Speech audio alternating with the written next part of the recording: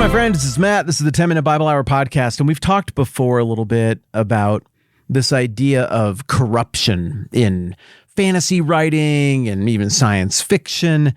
Anytime you get into that realm and you read the really sophisticated good stuff, there will almost always be this theme of the hero or the heroes or somebody you care about being tempted by something.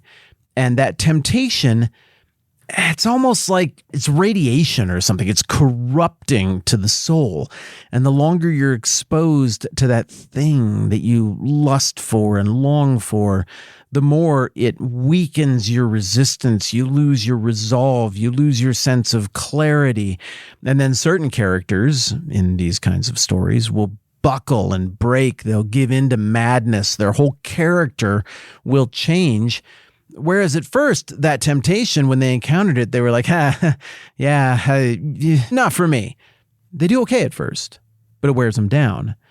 And so there's this additional theme in not just storytelling, but even in video games and table games and things like that, of one aspect of a complex character being their resistance to corruption, their ability to be exposed to temptation a lot and somehow not be worn down, broken down by that over time until eventually they break. Obviously, this theme is most pronounced and most well-known from The Lord of the Rings and even The Hobbit and Tolkien's universe in general. I mean, because the whole idea is you've got this ring of great power that is massively corrupting, and somehow it's the simple little country folk who like gardening and smoking pipeweed who are the ones who can resist that temptation the best, and particularly this one character who is Frodo, who's the guy you're rooting for throughout the whole thing.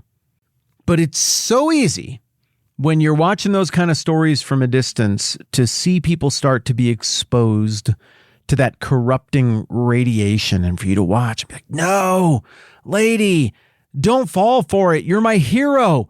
Come on, resist. No, dude, don't do that. What about all the kids? You're protecting the kids. If you do that, they won't have a protector. Don't do it. Don't fall. It's so easy when I'm not the one who's about to get the payoff of whatever the pleasure or reward is from giving into that temptation. It's so easy for me to sit there and just root for the heroes not to do it. Yet, man, there are a lot of things in life that when I'm the one who's actually in the situation, that temptation is a lot more potent. Because I like it when I get things, and I like me, and I like to feel good, and I don't like to feel bad. And self-control, even self-discipline, like I talked about yesterday, in the short term, it makes me feel bad. And the short term is the term I'm in right now. So why would I want things that make me feel bad in the what I'm in, which is right now, when I could have things that make me feel good in the right now? Like, what if later never even comes? It's real easy to write these rationales in our own brains. And in a lot of ways, you can see the characters on screen doing this as well, as they're subjected to sustained heavy doses of temptation and struggle to resist that corruption. Now, look, we've got characters in the Bible who get exposed to things that challenge their self-control, which is a fruit of the Spirit, the final in the Galatians 5 list of the fruit of the Spirit that we've been talking about for a few days. You can think of Joseph in Egypt. That's a pretty great story. He was subjected to massive corrupting power by Potiphar's wife, and even to his own embarrassment under pressure, he resisted that. What a remarkable man. But for every story of resisting obvious and overt temptation, you run into a lot who weren't able to resist. And the first people we meet in the whole Bible aren't able to sustain this. The first time we see temptation put in front of people who are made of the same stuff as you and me, they don't pass the test. And frankly, they fail it pretty quickly. And it's just over. It's like, there's nothing they can do. I mean, we talked a couple days ago about David. David gets exposed to temptation, and I don't know, maybe there's a bunch of stories that weren't in the Bible of other naked ladies bathing on roofs near King David's palace, and maybe he saw him and was like, no, I shall be chaste. I shan't look any further at that bathing beauty. Maybe like 200 times, dude got that right. And the Bible calls him a man after God's own heart. Maybe it kind of stinks. The only thing we know about David in this regard is when he got it wrong. But boy, that story of when he got it wrong, it stings. It's got lasting ramifications, and it's a train wreck in slow motion. It's brutal to read through it as you see that radiation, that corrosive effect of prolonged exposure to temptation, power, lust, or whatever, finally get the best of good King David. And you see him going through with that on screen in the Bible, and then you see what he does to try to weasel out of it by basically, clerically, through order giving, having her husband killed. You're like, what happened to the kid who caught King Saul, who was trying to murder him in a cave, and instead of killing the king, he cut off a corner of his garment and sneaked away, and then was like, I wouldn't raise my hand against the Lord's anointed. I wouldn't do it. I'm principled. It's wrong.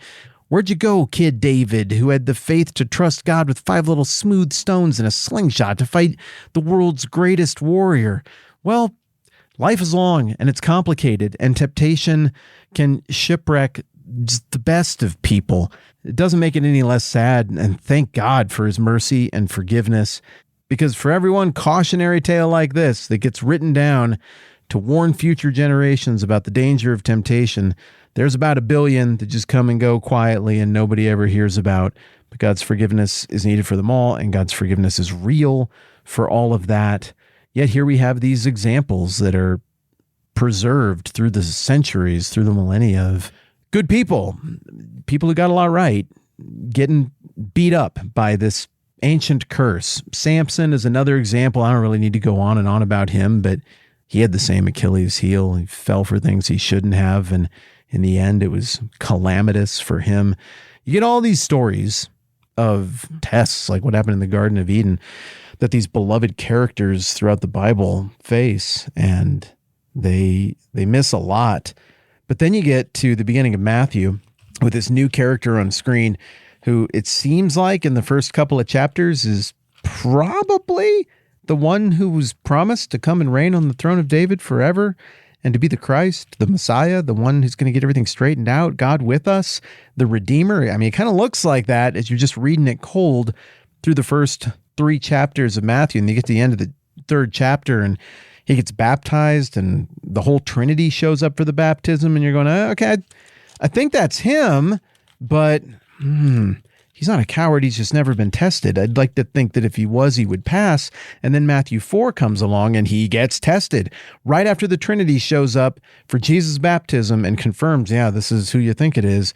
Then he goes out into the desert, led there by the Spirit, by the way. It isn't the devil who tricks Jesus and gets the best of him to get him to go out into the desert. Jesus goes out there to face the ordeal, to face the trial that all of humanity has failed.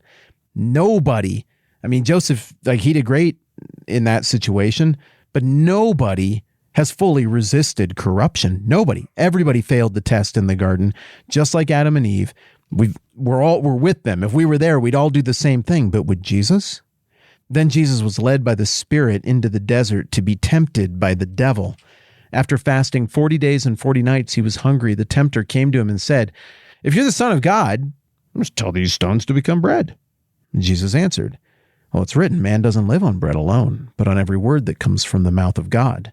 Well, then the devil took him to the holy city and had him stand on the highest point of the temple. If you're the Son of God, he said, throw yourself down, for it's written, he will command his angels concerning you, and they will lift you up in their hands, so that you will not strike your foot against a stone.